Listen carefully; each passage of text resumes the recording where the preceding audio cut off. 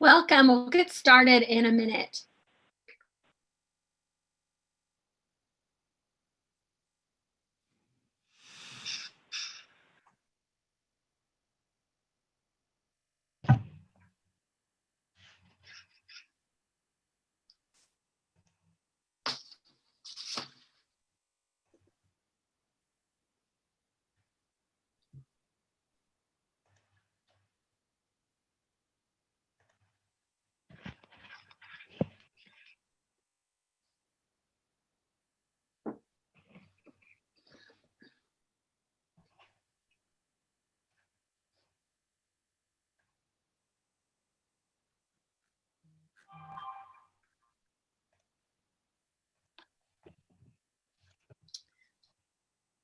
Hello, everyone. My name is Margaret Tamasia, and it is my honor to welcome you to this very important COVID-19 webinar on guiding your business through the pandemic. I will be your host today and serving as your moderator. Today, we have the privilege to welcome some special speakers that I will introduce.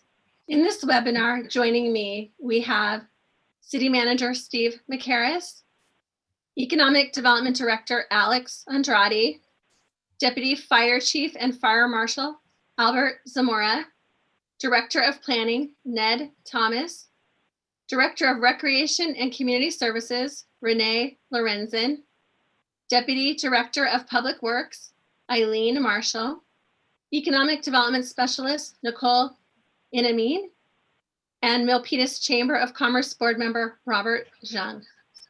Now, without further ado, I would like to hand over to our City Manager, Steve McCarris, so he can give you his welcoming remarks. Steve? Thank you, Margaret. Good morning, everyone. Thank you for joining us for the third in a series of COVID-19 business webinars in the coming months. As Margaret mentioned, I'm Steve McCarris, your Milpitas City Manager. To say we find ourselves in uncharted territory doesn't begin to describe the disruption that the COVID-19 pandemic is causing in our lives, within our business community, our city, and our region. Having grown up in a small family business myself, and during recession, I feel for the business community. At the City of Milpitas, we are doing our very best to adapt to the rapidly changing circumstances. As we confront the challenges before us, maintaining health and safety within our community comes first, with special concern for our businesses. We strive to communicate decisions as openly, transparently, and quickly as possible, and we are constantly evaluating ways to assist our local businesses to get through this COVID-19 pandemic and to thrive beyond. We receive new information daily. In fact, just yesterday, UCLA economists issued an optimistic forecast predicting the US economy will experience a gloomy COVID winter and an exuberant vaccine spring, followed by robust growth for some years. They further state that California is expected to follow this pattern. That tells us we're on the right path, and we should be proud of the way the city, our schools, residents, and businesses have pulled together in new and creative ways that have kept our community whole and all of us safe. We've been physically distanced this year, but we've never been more unified as a community.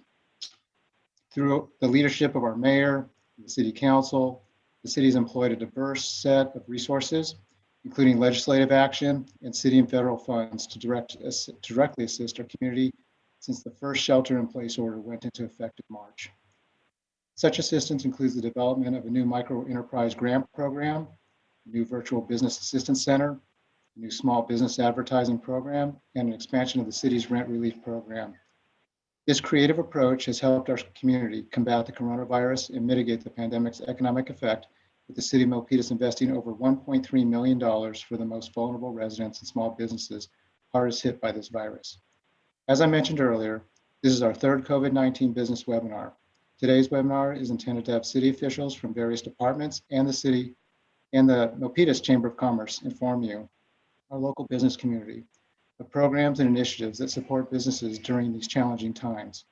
With this, I'd like to close by giving a special thank you to all of you for taking time out of your busy schedule to attend this webinar.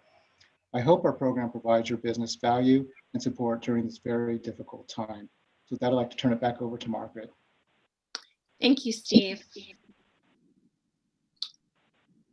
So here's our agenda for this morning. You just heard from the city manager.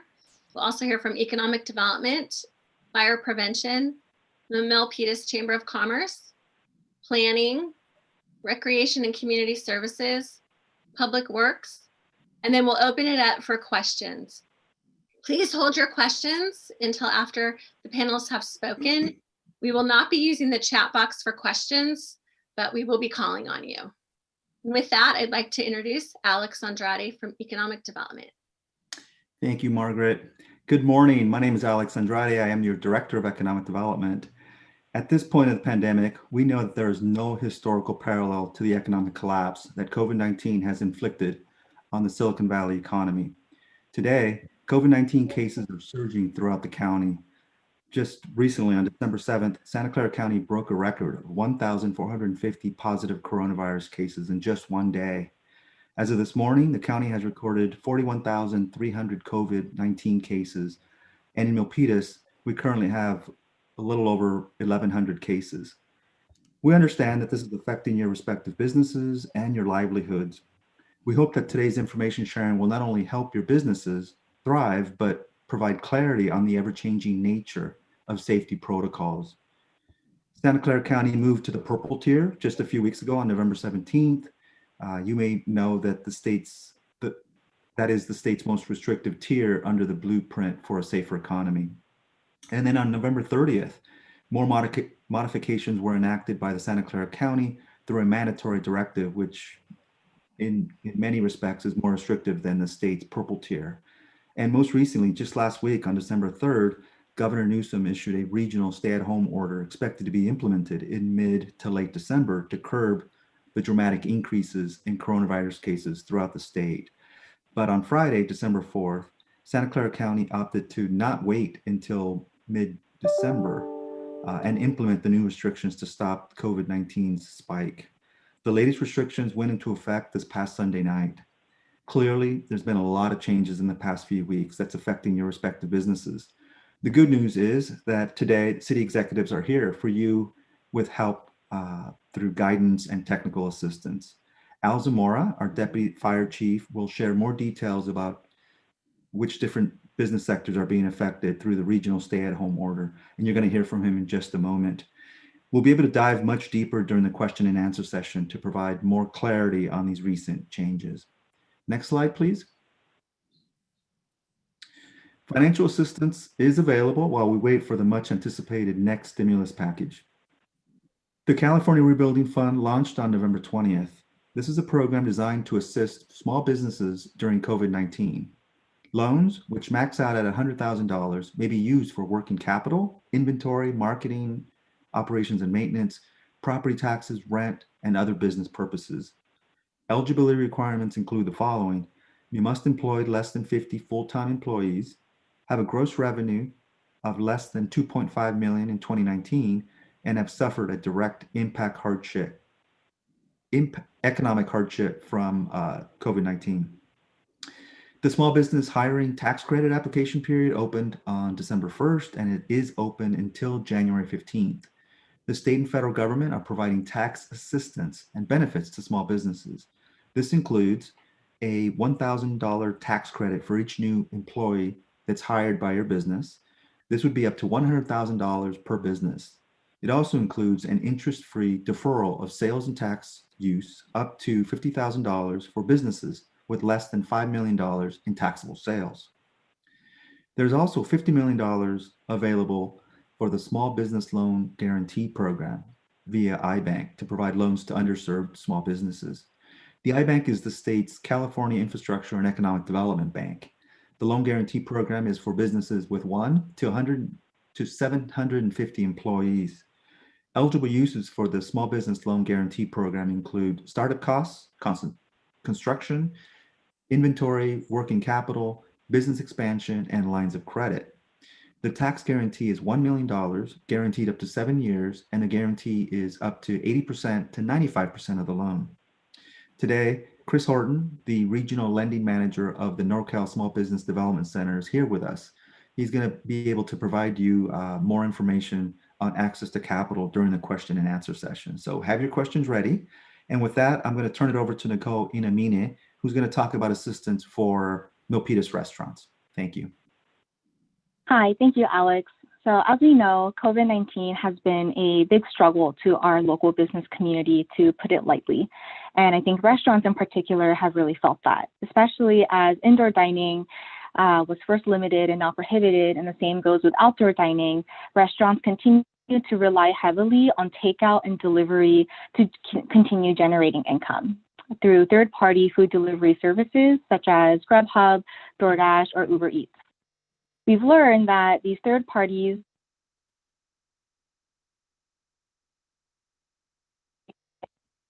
percent,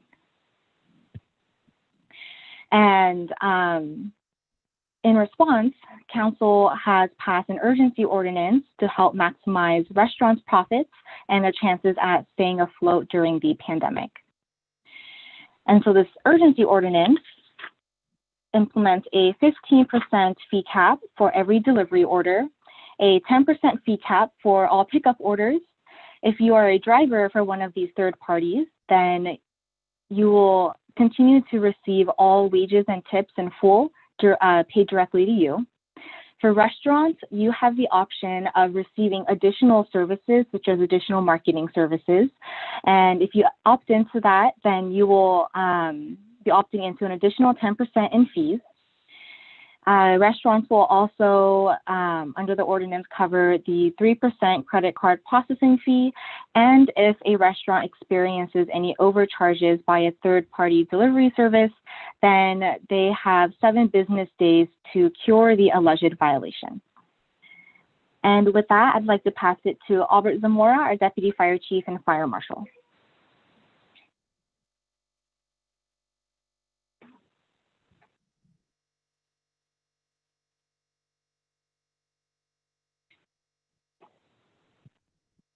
Oh, Albert, I believe you're muted. Good morning, everyone. Thank you very much for attending. My name is Albert Zamora, Deputy Fire Chief, Fire Marshal. Today, at a very high level, we'll talk about what we are doing to go ahead and make sure that you are staying safe and staying open. The Fire Marshal's Office of the Milpitas Fire Department works very closely with County Council and District Attorney's Office to ensure compliance with the County Public Health Order and the California Fire and Building Codes. In essence, public and health safety is our top priority. Some of the things that were effective based on this regional stay-at-home order is hair salons and barbershops must be closed, personal care services, indoor and outdoor playgrounds, indoor recreational facilities, museums, movie theaters, wineries, bars, breweries, distilleries, family entertainment centers, card rooms, and satellite wagering. Next, please.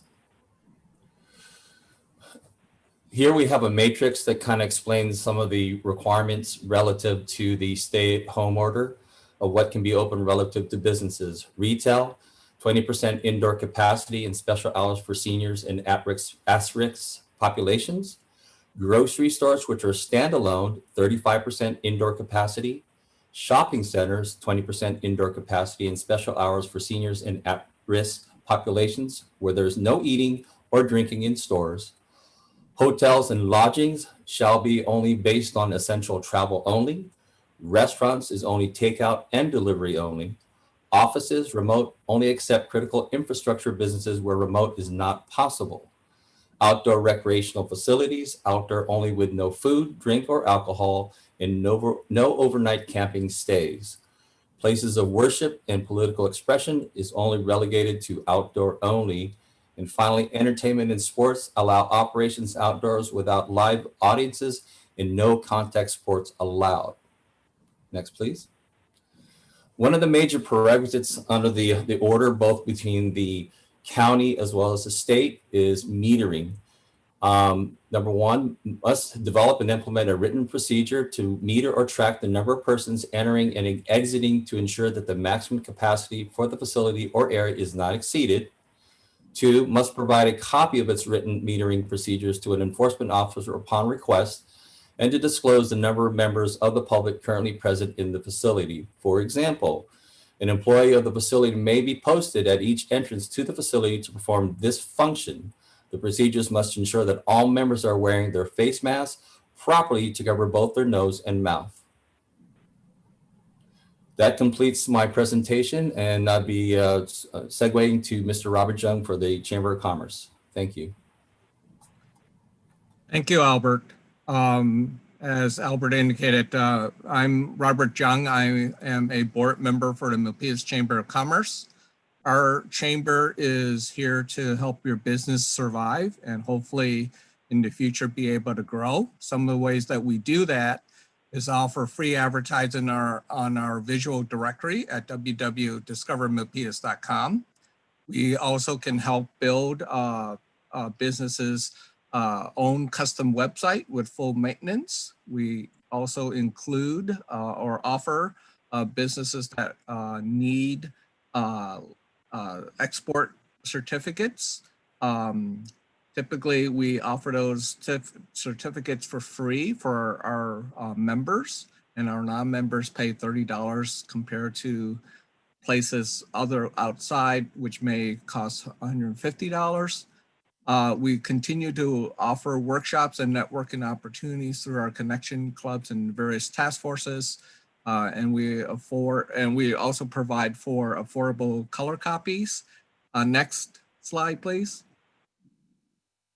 We can, as a matter of fact, we continue to offer local marketing programs to the community. For example, we are running our promotion right now for our Holiday Shop Milpitas program. It's continuing through tomorrow. And we have done this in the past with previous Shop Milpitas and Takeout Thursdays. And I do ask folks to consider Takeout Thursdays. Take a look at our website for which 2 restaurants for this Thursday. We continue doing our virtual mixers. This gives folks an opportunity to meet various members and network. And our next one is tomorrow on December 10th. We continue to ensure that we work with the community, and we have different programs such as the Milpitas Strong Art Contest. And we continue to offer businesses, especially our restaurants, educational workshops. Our next one is on the 14th, called Surviving COVID-19, different strategies on that. And we invite you to join us. And with that, that's just a good sample, and take a look at us at milpitaschamber.com. And I will now pass it to Ned Thomas, the Director of Planning. Good morning, everyone. I'm happy to join the webinar and to provide some information, quick information about business licensing in the city of Milpitas, and then a few more comments about outdoor dining. So first of all, with regard to business licensing, business license is required in the city of Milpitas. These are issued by the finance department and tracked by them throughout the year. The information for obtaining a new business license is found on the city's website under the Business License Center. And you can get all of the help that you need and the details that you need on obtaining a new business license. Some of the basics, the business license, although it's issued by the finance department, it is reviewed by the planning department for zoning conformance. We want to make sure that the type of business is appropriate for the area, and the planning department can help you with locating an appropriate area if you have any questions about that. The typical cost is a $35 base fee. For most businesses, there's also a per employee fee. Again, it depends on the number of employees. I think it's $5 per person for smaller businesses, and then it goes up to about $10 per person for larger businesses. There is an annual renewal for all business licenses. This is a completely online application. About 45 days prior to expiration of your business license, you'll receive a postcard that includes a PIN number that will allow you to access all of the services for online renewal. And again, that is also available under the Business License Center on the city's website under the Finance Department. And if you have any questions, the hotline to the Finance Department, 408-586-3100. The city's website is listed here. Also, I wanted to note that if you have any questions about zoning or planning, the Planning Department request line, or I guess we'll call that a hotline as well, 408 408-586-3279. Again, it's 408-586-3279. And we always have a planner on duty in the morning and the afternoon, and they can help you with any questions that you might have about zoning. We have the next question, or the next slide, please. So with regard to outdoor dining, as you heard from Mr. Zamora, under the current stay-at-home order, the county health order, the stay-at-home order, it prohibits both indoor and outdoor dining. And again, we know that this is very difficult for our restaurants. It's a temporary, I'll call it a pause on outdoor dining. It will last through January 4th, 2021. As you heard, I think we'll try to be positive, and we'll focus on curbside, the takeout and delivery service for our restaurants. I know the city of Milpitas was one of the first cities in Santa Clara County to establish guidelines for outdoor dining back in April. And many of our restaurants were very creative and very eager and to shift their operations to outside dining. And we hope that you will keep those facilities there. Come January 4th, we're very hopeful that everyone will be able to reopen again.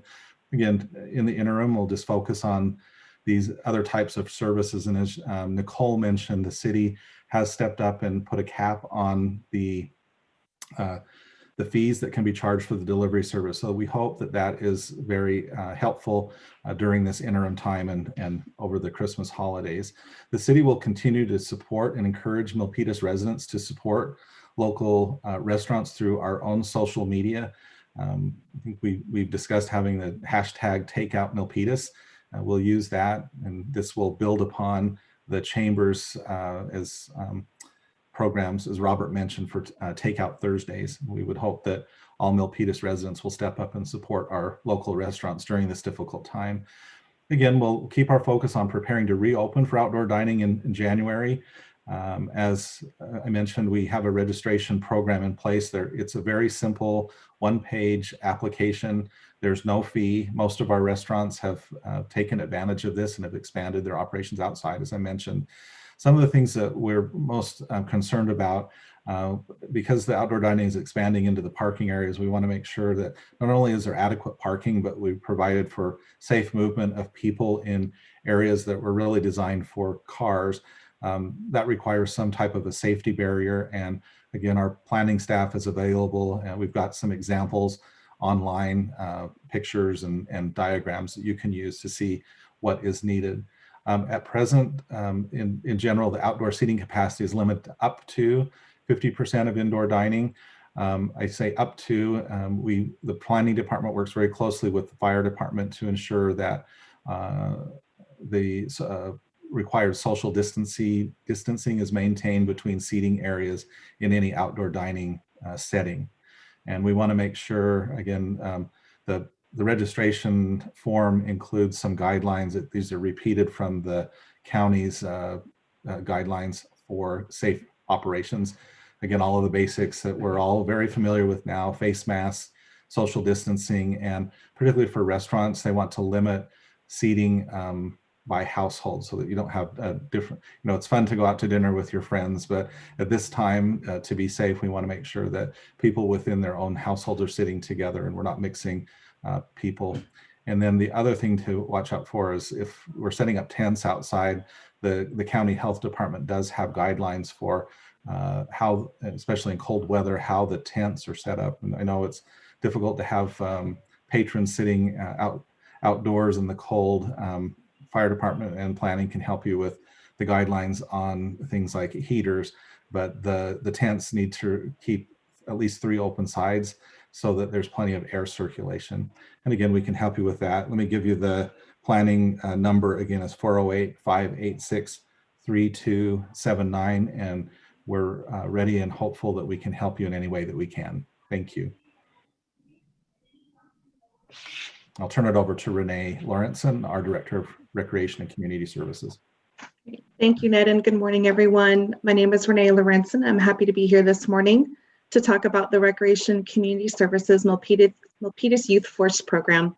This is a Milpitas youth job program, which takes a little bit of a different spin this year due to COVID. This program, it's in its second year. And again, like I mentioned, with modifications to this year's experience due to COVID, typically the students are placed in a business and work on site with you for up to 20 hours a week, where the city pays the student salary, with much of the same level of mentorship provided by the participating business in the city of Milpitas as we're proposing for this year. So this year, to continue to offer our youth an exciting business experience, students will be placed in work groups that will tackle a business program, problem, issue, or needed change provided by you, the businesses, and come up with a solution or a model for that business to receive a pitch about and maybe implement in their business. Over the course of 8 weeks, the students' work group meets, learn and understand your business, and prepare a solutions pitch that will be made to you, the business, at the end of the program at an online virtual event. Some of the missions of this program are both for the students and our businesses to create a positive environment that fosters collaboration, problem solving, innovating solutions, and a love for business, and that connection between the business community and the local youth force. We want to encourage our Milpitas resident high school students to learn and gain experience in the professional workplace and really take on strategic and problem solving approaches in a non-school environment. We want to channel our students' creative thinking skills and abilities to understand problems and find those solutions. Some of the goals are to provide an opportunity for our students to work in a group setting with fellow youth, to understand a professional world problem and to brainstorm and problem solve, gain experience working hand in hand with the Milpitas business in a field that they are already interested in, and provide exposure to both the students and the businesses, again, to create that collaborative experience. I think Nicole already went on to the next slide. So what are the responsibilities for the city and the businesses in this program? So the Recreation and Community Services staff will serve as a liaison to the students and the business to ensure that everyone is successful. This includes matching the students to a business, providing weekly check-ins with the students and the business to ensure the success of the program, establish the program deadlines and milestones, and we create a solutions presentation event where the students and the businesses will come together to see the final ideas for each group. We also collect and provide feedback after the program to both the students and the businesses on what went well and what can be improved for the next year. Next slide. So for the business, we're excited to bring businesses into this program this year. You as a business would designate a point of contact to be a resource to the student work group, provide guidance on the assignments and any knowledge needed for the students to help aid their problem solving. And you would also serve as a direct contact of the city staff, this contact person. You would provide an overview for the city via a questionnaire to entice students to tackle and take on your business problem or new idea. You would identify that problem in detail to your student work group, establish and conduct strict COVID-19 protocols if you do need the students to be on site with you for a tour to help better understand your business. You would attend the presentation event at the conclusion of the program, and importantly also as a positive for the students, provide a letter of recommendation for the students' education portfolio to further support them in their secondary education goals and missions. So this program we anticipate will run February 2nd through April 9th. We will begin outreach to both the students and the business community this December, where we interview the students and we finalize details with you, the business, in January. If you're interested in participating in this program, don't worry, we'll be working with economic development to send all of you emails with more information. But if you just can't wait for the email, you can always contact myself, or the program coordinator information is up on the screen right now, Anthony Teixeira. He's at 586-3231. His email is there as well. And I'm happy and look forward to questions at the end of the presentation. With that, I'll turn it over to our Deputy Director of Public Works, Celine Marshall.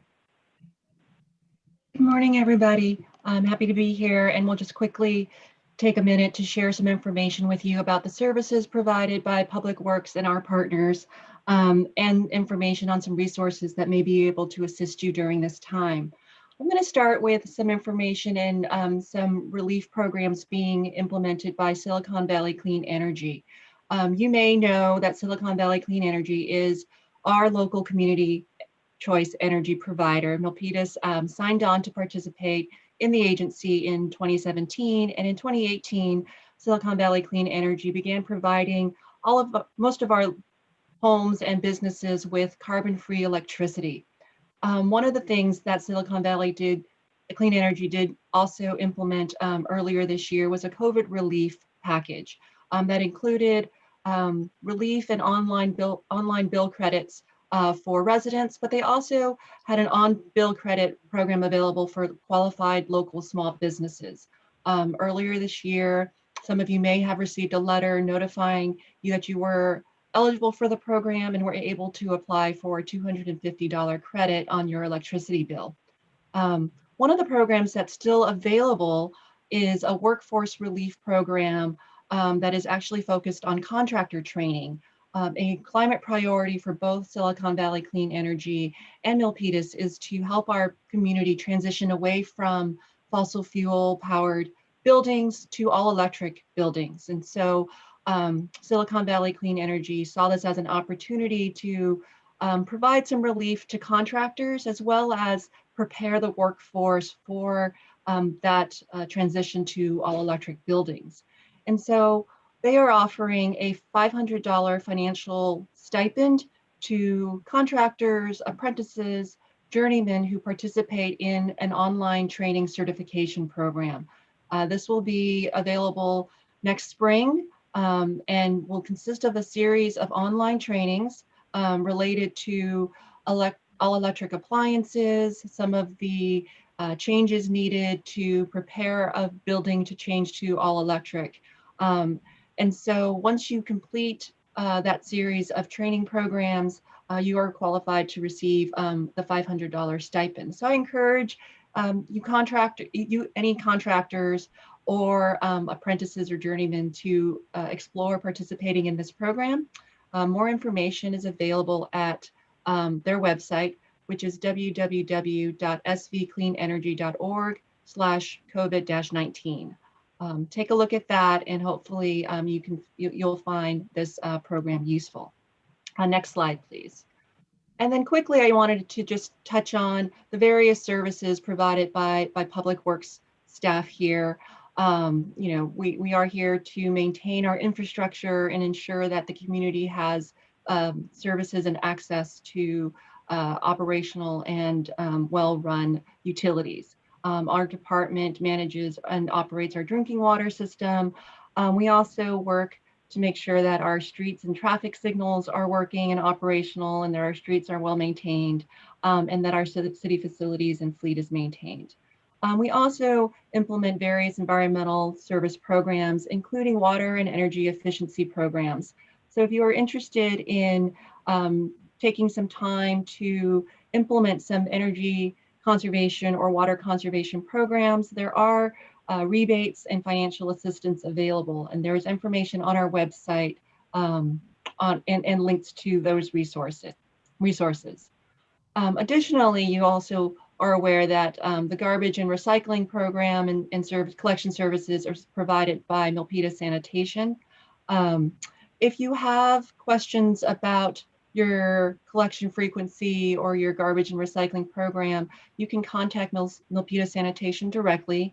Their website's listed here, and their phone number is also listed. It's 408-330-7199. I encourage you to reach out if you have questions about your services. Next slide, please. And I wanted to also just take a quick moment to point out that if you ever see any issues out in our community, there's simple ways to contact Public Works, and we can respond to those service requests. If you happen to see illegal dumping or a street light that's out, you can contact us through our My Milpitas app. This app is available in the Apple and Google Play stores. You can also go online to the link shown on this slide and submit a service request through that website. And with that, I wanted to remind you that we are here to serve, and we want to help to maintain our community and ensure that you have access to the services that you need. So please reach out if you need anything. And with that, I'm going to hand it over to Margaret. Thank you. Thanks to all the presenters today. I also wanted to mention that we have a few other folks who've joined us. We have Councilmember Karina Dominguez and Council-elect Member Evelyn Chow. We also have our Assistant City Manager, Ashwini Kantak, and our Public Works Director also on the call. With that, I'd like to open this up to questions and answers. And if you would go ahead and raise your hand using the icon on the bottom of your screen, we can then call on you.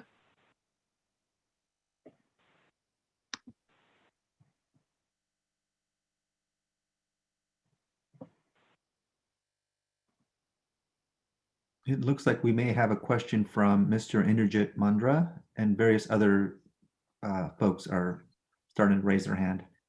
Great. Let's go with Inderjit then, please. Good morning, everybody. This is a great presentation, a lot of useful information. And I have a couple of questions. So I'll start with the first one, which is related to the future. So Mr. McHarris showed us where we may be in another 2, 3 years, 7 years, and so on. And that's very, very informative. And so we can plan accordingly. So the question I have is for Mr. Thomas. When the growth pattern kicks off after the pandemic's under control, what methods or procedures will you put in place to be more efficient in the city when it comes to planning and granting permits and so on? Do you have any plans for that? Thank you. That's a very good question.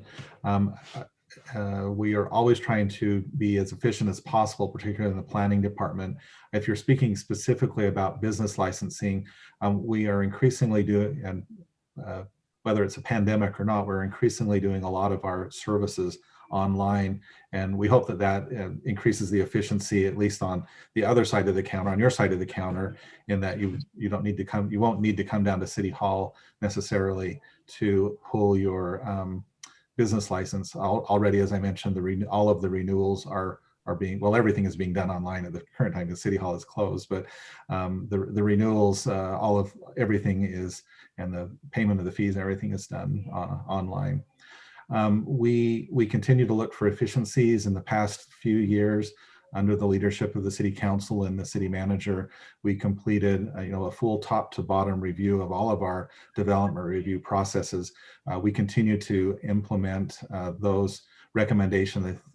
Steve, you'll have to help remember how many recommendations there were. I think there were 70 or 80 recommendations. Of course, Rome wasn't built in a day. We can't implement those overnight, but we're doing our best to implement those as we speak. One of which I'll just touch upon. The city is currently, there's an interdepartmental group that's working on an upgrade to our permit tracking and our permit database.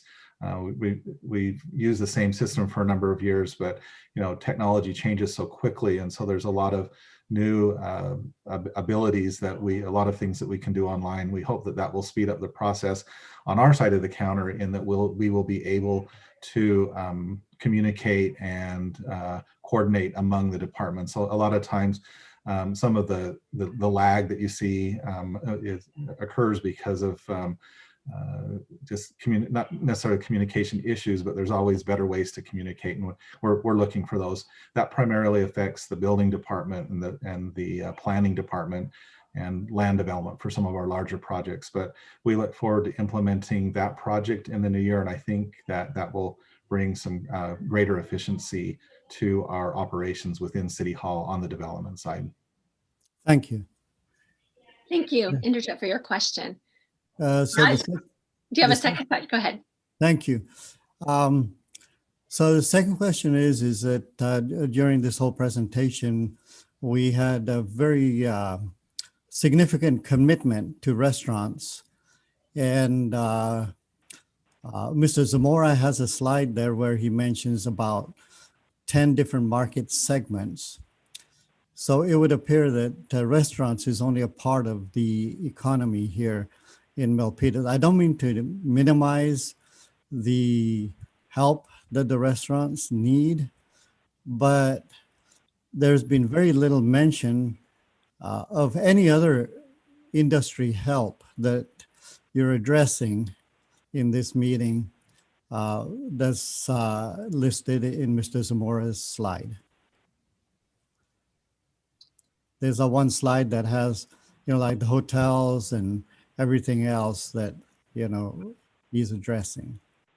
There, I would say there is additional help, and we do have, from economic development standpoint, we do have information about financial assistance that is available, and we do have Chris Horton on the call who can also answer some questions around the financial assistance. I'm just saying quite a substantial amount of time in this meeting was spent talking just about restaurants, and there are many other facets that need to be addressed as well. Yes, indeed. Next question we have is from David Sweet. David?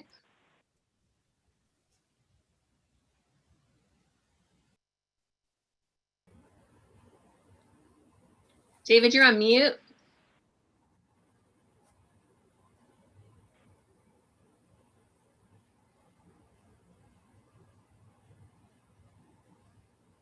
David, I'm not sure if you're there, so we'll go on to the next person who's raised their hand, which is Sanjeev Gupta.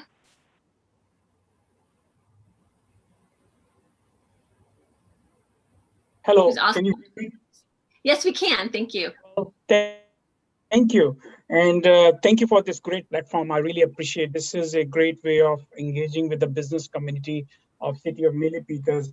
It's my honor to meet so many of top leadership of the City of Milpitas. So thank you very much. And thank you, Alex, for inviting me for this seminar. And before I ask my question, I want to especially thank and applaud the leadership of Planning Department and Economic Department, especially Nate and his team and Alex and his team for helping us bring our project. Our project is we are building Element Hotel on 880, the intersection of Tasman and 880. So our hotel is coming up, 194 rooms hotel. And unfortunately, it has been delayed for different reasons. As you know, we had a complete shutdown in April, and then we are maintaining very restrictive entry of workers because we want to ensure that they have a safety there. So all those protocols are being followed. So I love the idea of actually what Renee has proposed, and I really would love to partner with Renee and her team. And my question to her, Renee, is that we are hoping that we'll be able to open our hotel in Q1 or late Q1, like March end or early April. And I would like to really continue and engage with you and support the workforce, the youth development program for the city, and have people in my hotel, and so that they can shadow our jobs, permanent jobs, and see if they want to make hospitality as a profession when they graduate from high school.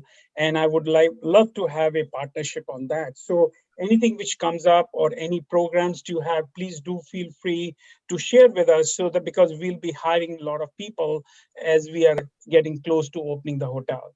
So would love that partnership with you, Renee. Thank you. Great. Thank you. And yes, we did this program last year, and there were quite a few students that were interested in the hospitality industry. So I think we would love to have you as part of the youth force for 2020 and work together. I think that's great. Thank you so much.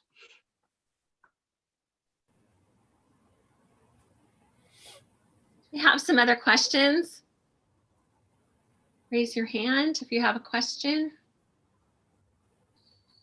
Mr. Sweet is going to, or trying to ask a question. While we wait for questions, I can have Mr. Chris Horton join us. Chris, if you can you give us a high-level overview of the California Rebuilding Fund? I'm sure there are people that are listening here from our business community that are interested in learning more about access to capital. And that's one of the most recent program. So if you can give an overview, that would be helpful while others are thinking about their questions. Thank you. Sure. Happy to do so, Alex, and thank you for inviting me, and great information. The leadership there, it really speaks to the city of Milpitas and City Hall and the mayor's office and city planners and everyone. So glad to be here. Yeah, the California Rebuilding Fund, it's a great opportunity for folks that are facing challenges and financial hardships during the pandemic right now. The way that the program is designed, you have loan amounts that are available for folks up to $100,000. The way we arrive at what your eligibility amount is we take a look at 3 months prior to the COVID pandemic being declared a disaster, national disaster. And we take a look at that 3 months, we take an average, and that's the maximum dollar amount that you would be eligible for, capped out at 100,000. The interest rate is set at 4.25% interest rate. That's a fixed interest rate. The term of the loan, there's two options to choose. There's a 3-year term or there's a 5-year term. The first year of repayment on this loan, it will be interest only for the first year. And then at the conclusion of the first year, you'll start your principal and interest payment. There's no credit score requirement. There's no collateral requirement neither. We're not really looking at debt service coverage, which means your ability from revenue generation to be able to service the debt.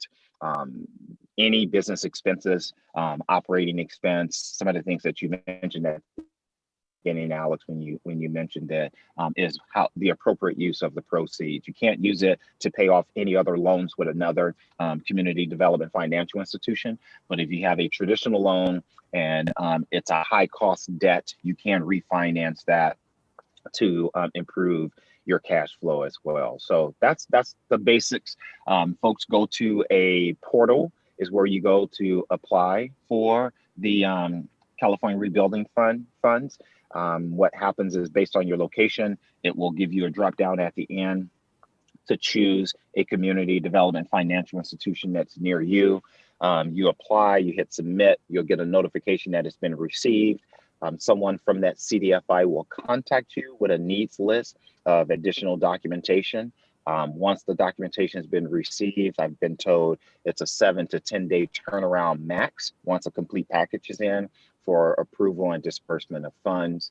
I just learned yesterday on a training that if you do apply with one CDFI and you are denied and receive a declination letter from that CDFI, you are allowed to apply with a different CDFI that may be that may have different underwriting criteria that you may be a fit for. Most importantly to know is that yes, you can apply for federal funds if you are applying for the EIDL, if you've already received PPP funding, if you are have applied for a traditional small business loan guarantee through iBank, these funds are also available and you can use them in conjunction to support your business. Thank you, Chris. David, are you available now to ask your question?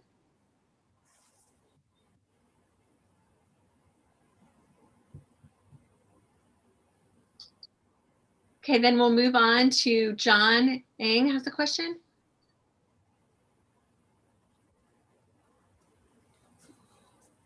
Can you hear me? Yes. Very good. There's a very brief congratulations. Wonderful job that all of the cities have. But I do have a specific question for Alex and for Ned. One of the things I've learned since last March is that stay at home has both benefits and disadvantages. What I try to focus in on is the advantages, and it has really changed my lifestyle and how I react. In fact, webinars and Zoom now sort of preoccupy my day, and I find that communication is just as effective and I don't have to run to City Hall. I do have a question though, from a broad standpoint, how the city and the city manager, Ned and Alex, are addressing both fighting the fires, which we're presently contending with, but also not losing sight of, our general plan, our plan for when we come out of this, which ultimately will happen, and we will be better and stronger. I'm particularly interested in Midtown and how that will continue, and we don't lose sight of that. That is my question for Alex and Ned. Assure me that we're still moving forward with that and that we haven't lost sight of the importance of Midtown.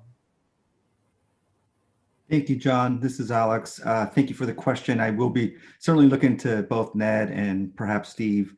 At City Hall, we are probably working more for our community than we ever have. We have been communicating with our business community more frequently, more often. We've issued 38 constant contact messages. We're on our third webinar. We're planning our fourth webinar next week. So in many ways, we actually are engaging more people virtually than we would before. Last week, I had the opportunity to go and visit 5 different hotels, and it took a few hours. But in this fashion, communicating remotely, we're able to touch more people. Our work has not stopped. We are more committed to our community, from our residents to our businesses and visitors alike, more than ever. So things continue to move forward in terms of long-range planning. I'm going to hand it over to Ned. There's a lot happening with the Milpitas Metro Plan. Of course, we're having conversations about Midtown, and we are very excited about what's going to happen post-pandemic. And we're not sitting idle. We're actually continuing our planning, and we're ready. So with that, I'm going to hand it over to Ned. Thank you, Alice. And thank you for the question, John. I think it's an excellent one. There's a lot of work going on behind the scenes, so to speak, or in this case, behind the screen or in front of the screen. As we speak, you mentioned about being preoccupied with Zoom meetings, and I think all of us on this call can certainly relate to that. I probably have a minimum of 5 Zoom meetings a day, and as Alex said, our work at City Hall has not paused for 1 minute. It's actually, I say this all the time, but it's remarkable how quickly and how smooth, how seamlessly city operations were able to transition over to a virtual format. And as Alex alluded to, I feel that there are benefits, and you mentioned this too, John, that there are benefits to having these virtual meetings, because it seems to me, and this is just my observation, that we have much more participation from the public in many of our meetings than we would have if people had to come down to City Hall or to other city venues. And we appreciate that, because we, as a planner, that's one of our primary values, is that we want to get as much input from the public, because the products that we put out are for the city and for the public. I'll put in a plug. With that in mind, I'll put in a plug on next Monday. We are having a public meeting to receive comment on the general plan. This is a project that's been in the works for 4 or 5 years at the city, and we're right at the threshold of having that adopted by our council, and we're looking forward to that. The meeting on Monday, I believe, starts at 5:30, and it will be hosted by our general plan consultants, and we will be receiving public input both on the general plan and the environmental impact report, which is the companion document to the general plan. After that, we have already scheduled our public hearings for the Planning Commission, one in the end of February, I believe on the 27th. And then we're looking forward to a study session, a special meeting, a study session with the council for a final adoption of the general plan in late February as well. Excuse me, I got those backwards. Planning Commission in late January, council in late February. So that very large project is moving forward. And then you asked specifically about the Gateway Plan, and I'll be really quick. But I have to preface that with the work that we're currently doing on the Metro Plan, which is the area around the Milpitas Transit Station. That work got underway just as I think we had our first kickoff meeting a week or two before the pandemic hit, and we were all told to shelter in place. But we've been able to continue that project without any major delays. We continue to work with our consultants, and we'll be having a series of conversations with our new council in January and February on the policy framework for that project as we move forward. we have a little bit of capacity issue. We need to make sure that we balance our workload. So as the general plan winds down and as the Milpitas Metro plan moves into the next phase, then we'll be able to pick up on our work on the Gateway plan. And this was a little bit delayed for the past year, but I have a proposal ready to go out so that we can hire the consultants and get started with work on that plan in the new year. And just yesterday we had our one of many budget meetings. We're currently preparing the budget for the new year with the city manager's office to present to the council, and included within that, but in yesterday's meeting happened to be on the capital improvements plan.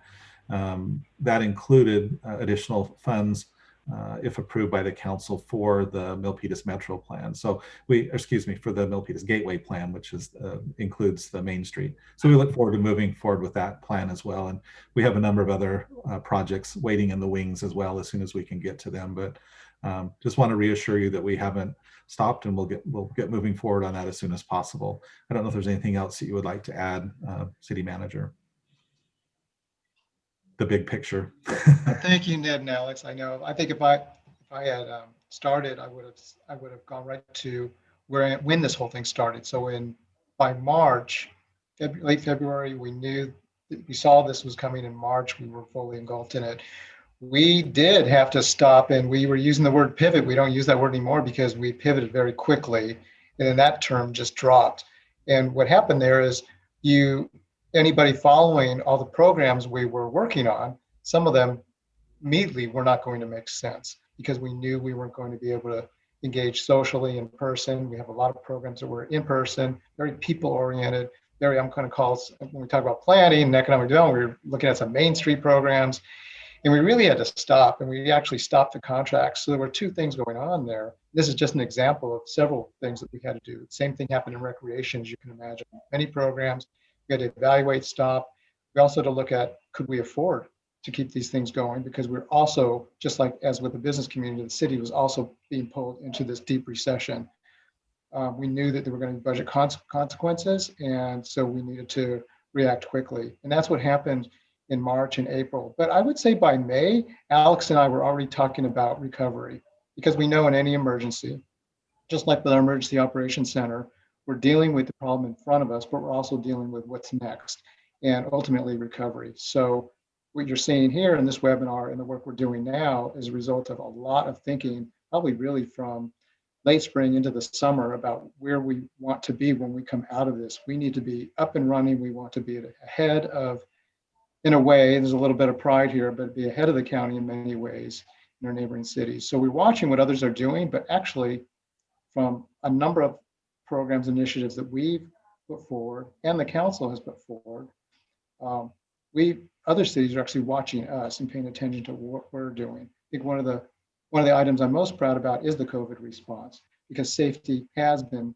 deemed first with the city council and with your city administration. I think you've seen that through a variety of initiatives and communications, our webpage. I mean, I could go on and on. We spent a lot of time on this, but that happened. So overall, I think we are now really, although safety is first and foremost, we're actually talking about recovery. And when I mentioned the UCLA forecast, that's precisely the type of news we've been looking for. We've been anticipating something like that. We kind of have a hunch that we're thinking there's a lot of, as Alex and I were talking about this morning, pent up demand. And we're very optimistic for that. So we do want to place ourselves in the best position possible. You'll see a lot more of this going on in our budget work, which will really begin early next year. You'll see study sessions, et cetera, and we'll be talking about programs and placing our resources adequately and hopefully appropriately for a quick recovery and hopefully being a leader in the region.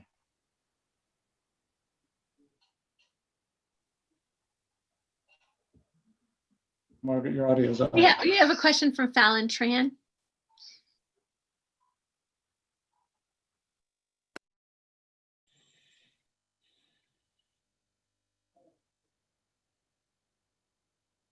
Hi guys, can you hear me now? Yes. Hi, good morning. You can hear me, right? Yes, we can. Okay, thank you so much. First of all, I want to say thank you so much for doing this webinar. This is the first time I've logged in and starting to kind of participate, understand what the city is putting out. So I'm very appreciative, and I could totally be sympathetic for what the city has to balance in between what you guys as a regulator have to go through and help small business and understanding what small businesses are having to go through. Now, after hearing all the seminar, I'm understanding that we're all concerned about the COVID-19. But what I'm curious is like some of the, you know, like off of Sinclair Frontage Road, there is still, you know, homeless encampment there that's very dirty. And I think that belongs to the Pacific Railway. I wonder, is there anything or is there any long-term plan for the city to try to have them resolve that? Because that has to deal with cleanliness. And we're always nervous, you know, all the community around there is a bit nervous about, you know, the sanitation side of that location. Is there any plan on that, Alex, or anybody that could help address that? Thank you. Probably, Alex, I should probably jump in. Yes. I think I'll try to go ahead and address some of that. So it's a big issue, homelessness across the region. And the city, actually, we could probably do a whole nother, I know we can do a whole nother webinar just on that item alone. But I would say, yes, the city's very well aware of the issues we have. I'm thankful that we don't have the issues as intense as some of the other cities in the Bay Area, but we do have them. And we have acknowledged them. We've had a housing subcommittee of the council meeting fairly regularly over the past year. We've been addressing several of the items related to homelessness and preventing homelessness. I think a core part of our work was in the prevention, so it didn't become worse. And this year we had quite a bit of focus and community interest in the chronically homeless on the streets, as you were describing. We don't have huge encampments, but we do have homeless, a certain number of homeless spread around across the city. When it comes to Union Pacific or private properties, it's even more complicated because it's not something that we can just deal with in public right away. It's now on private property. So there are things going on there. The railroad is a whole nother entity, and it's it takes quite a bit of time to work in the railroad right away itself. So you don't see immediate changes there. You'll see it more where we can in public areas, but there's so many layers. I encourage anybody to watch council meetings where we have agenda items on the homeless issues. It has been ongoing, but I guess for now I would say there's not a simple solution. There's a range of solutions. Many of them have been addressed by the council in terms of programs and assistance and service providers and community-based organization partnerships with the city. So I'm going to leave it at that because it's a pretty intense question and there's a pretty intense long answer to it, but that's my abbreviated overview for it. Got it. Thank you. I appreciate that. Thank you. With that, I'm going to turn it over to Alex Andrade to give some closing comments. Thank you, Margaret. Hello again, Alex with the city's economic development team. I am a strong believer in that a strong economy translates to a strong community. And that's really the reason why City of Milpitas executives in partnership with the Chamber of Commerce have joined today to provide you technical assistance and guidance through this pandemic. Today, you've learned how to boost your business and keep thriving during these most of difficult times. We know that the world has changed dramatically this year, but please know that the City Council, the City Manager's Office, and all of the city departments, even those that are not here today and representative, we're doing everything in our power to assist our residents and our business community through the pandemic. Together, as we were just talking about this, pivot was the word we were using a lot early on in the pandemic, but overall, we've learned how to be more agile, more flexible in order to enhance economic vitality. So I think about how to proceed with what I call the 3 C's, and they're collaboration, cooperation, and creativity. So I'd like for you to think about how your business emerges post-pandemic. What is your role? What role does your business play in the Milpitas ecosystem? Shop, hire, and train local when you can. Remember, all ambassadors of Milpitas. So together, let's continue to think about short-term actions that have long-term positive changes. This conversation is going to continue. We are here for you. Before we adjourn, I'd like to say thank you to the city's executive team from the city manager's office, fire, planning, recreation and community services, public works, and our IT team. I'd also like to thank the Milpitas Chamber of Commerce for partnering with the city on what is our third webinar. Of course, we're here to assist the local business community, but it goes well beyond that. So next week, we are going to be hosting our fourth webinar on December 16th. It'll be a 10:30 a.m. start time. And this particular webinar will be entirely focused around financial assistance. And Chris Horton, who's joined us today of the NorCal Small Business Development Center, will lead the discussion. The flyer and all the marketing will start shortly. So just want to say once again, thank you for joining us. Have a great rest of the day and please stay safe. Thank you. Thank you. Thank you. Thanks, everyone.